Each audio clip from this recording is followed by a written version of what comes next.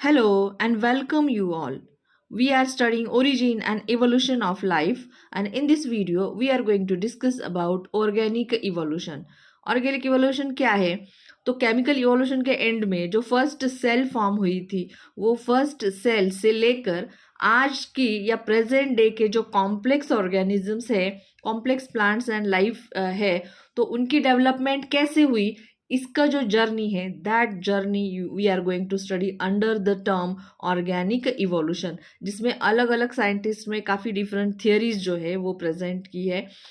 One of them is Lamarckism theory, then Darwin, Charles Darwin, इनकी Darwinism की theory, and then mutation theory, modern synthetic theory. So all that four theories you are going to study in this chapter. So in this video we are going to just study the theory of Lamarck. So let us start with the what is organic evolution, and then we will study the Lamarck's theory. Okay, so evolution is the process in which the act of unrolling और unfolding of nature. Okay, तो nature के जो secrets है, वो secrets को unfold करना या उस सीक्रेट्स को जानना, ये जो स्टडी है that is simply called as a organic evolution. अब ये जो प्रोसेस है, it takes place orderly manner, यानी स्टेप बाय स्टेप ये प्रोसेस हुआ है.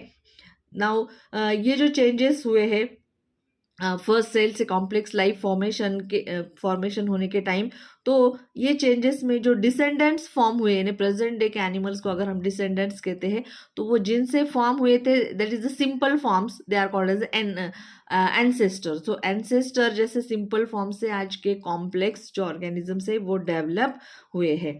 ना ऑर्गेनिक इवोल्यूशन की जो साइंटिफिक डेफिनेशन कहती है, it is a slow process, it is a gradual, यानी स्टेप बाय स्टेप होने वाली, इट इज कंटिन्यू होने वाली process. So it is continuous and irreversible changes. Okay, तो एक बार अगर कोई चेंज हो गया तो वापस वो रिवर्स नहीं होता. सो ये जो इवोल्यूशन की प्रोसेस है, it is a irreversible process.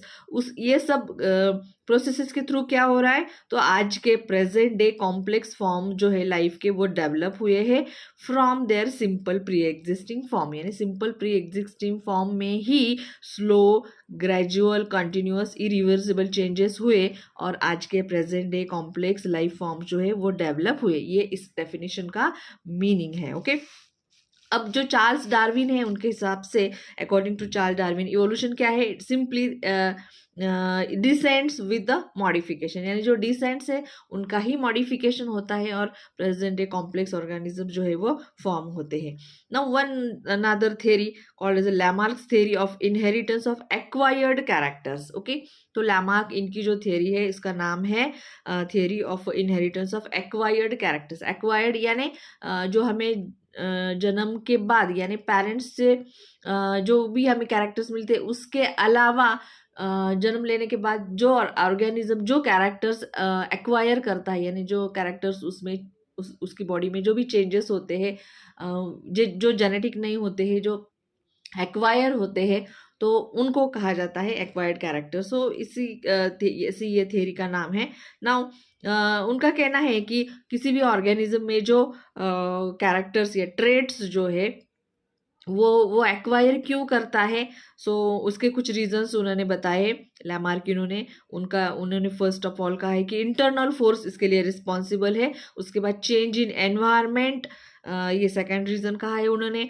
Then new needs, तो जो भी अकॉर्डिंग टू चेंजिंग एनवायरनमेंट जो भी ऑर्गेनिजम्स की न्यू नीड्स डेवलप होती है, वो न्यू नीड्स को फुलफिल करने के लिए ऑर्गेनिज्म में कुछ चेंजेस वो एक्वायर करता है, कुछ ट्रेट वो एक्वायर करता है.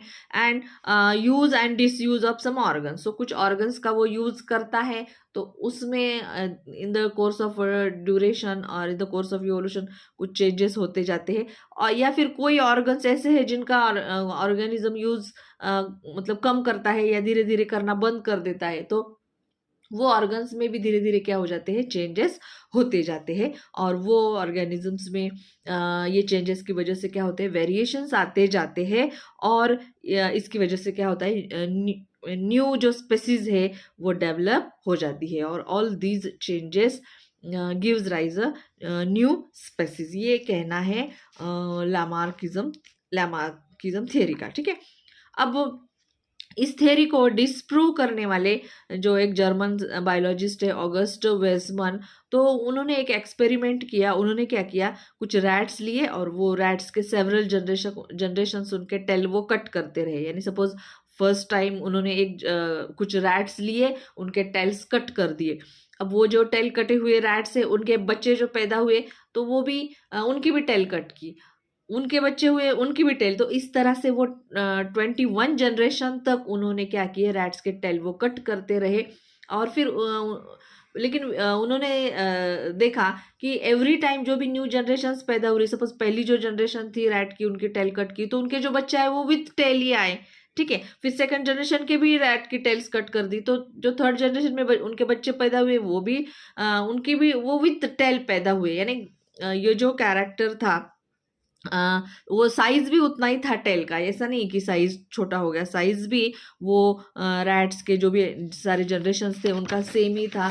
तो इस एक्सपेरिमेंट से उन्होंने कुछ कंक्लूजन्स हमें बताए। तो क्या कहते हैं ये कंक्लूजन्स?